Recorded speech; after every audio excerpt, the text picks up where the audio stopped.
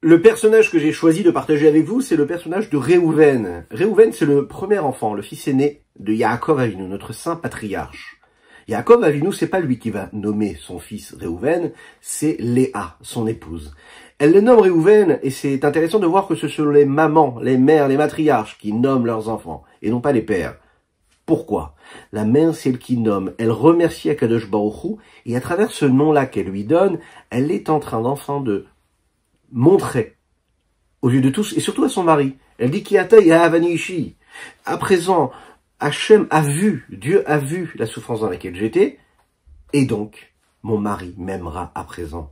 Il verra qu'il m'a donné cet enfant-là, Réhouven. Réhouven, et non pas Shimon. Shimon, c'est celui qui viendra après. Réhouven, c'est la vue. Shimon, c'est ce que l'on est capable d'entendre. Shmiya. Ça n'est pas pareil de voir et d'entendre. Lorsque l'on voit, on voit ce qu'il faut, on voit ce qu'il y a au moment où nous le voyons. Entendre, c'est quelque chose qui est beaucoup plus abstrait, c'est plus éloigné. Voir, c'est précis. Et Zeu Chacham Aroé est Anonad. Quel est le sage? C'est celui qui est capable de voir ce qui va advenir, ce qui adviendra.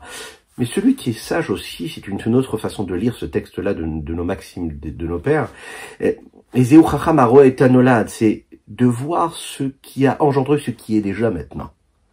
D'où cela vient? D'où ça vient? Quand on est capable de savoir d'où les choses viennent, alors on est capable de savoir où elles iront.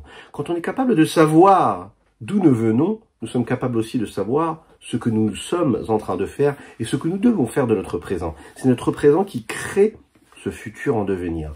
Mais pour qu'il puisse devenir ce qu'il doit devenir, il doit être inspiré par un réel passé. Et quel est ce passé-là? Cette capacité-là de se poser la question, de prendre le recul, la prise de conscience de ce que nous avons vécu avant, de ce qui a engendré ce qui se passe aujourd'hui.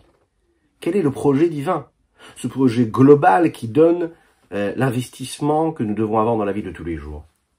Réhouven, c'est justement être capable de voir ce qui a été et qui me donne la capacité de créer mon futur. Léa, ce qu'elle est en train de donner à son fils ici, c'est de créer cet amour-là qu'il y aura avec son époux, avec Yaakov. Et pourquoi? Lorsque dans la vie de tous les jours, on est capable de voir réellement, de scruter, de voir les choses, de ne pas analyser en fonction de différents éléments, mais en fonction de ce que nous voyons. Alors ça nous permet de faire un petit peu le ménage et de mettre de côté tous ces parasites-là qui pourraient faire mentir la réalité des choses, qui fait partir l'appréciation ou les interprétations que nous pourrons donner aux événements qui nous arrivent dans l'existence. Un juif se doit d'aller rechercher d'où il vient, pourquoi? Parce que quand il est capable de savoir d'où il vient, alors ça lui fait prendre conscience que ce qu'il voit, il doit le voir pour ce que c'est, et pas pour l'interprétation qu'il est capable d'en donner. Notre interprétation, elle va changer, elle va évoluer en fonction du moment de vie, en fonction de notre entourage, en fonction aussi de ce que nous sommes en train de vivre psychologiquement, émotionnellement ou intellectuellement. Ce qu'on nous demande de faire, un juif, ce qu'il doit faire, c'est voir les choses telles qu'elles sont. Mais les voir avec les bonnes lunettes. Voir ce qu'il y a à l'intérieur des événements. Voir ce qui traverse, en réalité, notre vie de chacune et de chacun. Savoir ce qu'il y a à l'intérieur de nous. Ce qu'il y a à l'intérieur de nous, c'est assez facile de le savoir, vous savez. Cette parcelle divine que Dieu nous a insufflée lors de la création. Et cette parcelle divine, elle ne change pas.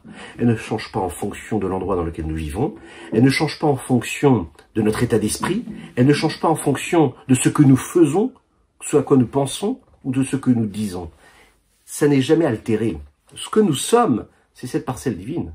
Peu importe ce qui se passera autour, peu importe l'événement que nous avons vécu avant ou après, ça ne changera jamais. Et ça, c'est une balise, c'est un repère, c'est un ancrage que nous avons chacune et chacun d'entre nous. Et on doit aller puiser dans cet ancrage-là pour voir les choses comme il faut, pour ce qu'elles sont, et pas pour l'interprétation qu'on est capable de leur donner. Et quand on est capable de prendre cette conscience-là, de prendre ce recul à chaque fois dans notre vie, se rappeler d'où on vient, et se rappeler d'où on va, alors on est capable de savoir où on est réellement et qui nous sommes vraiment.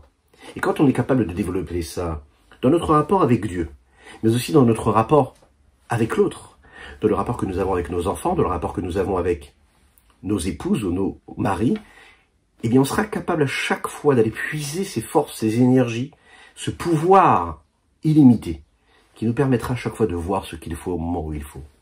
Arriver à la table de Shabbat et voir son épouse ou ses enfants, rentrer du travail et voir ses enfants, les regarder pour ce qu'ils sont, prendre conscience du cadeau d'Akadosh Baruch Hu, du cadeau de Dieu, se lever le matin, remercier Dieu, voir ce qu'il y a autour de nous, remercier pour ce que nous voyons.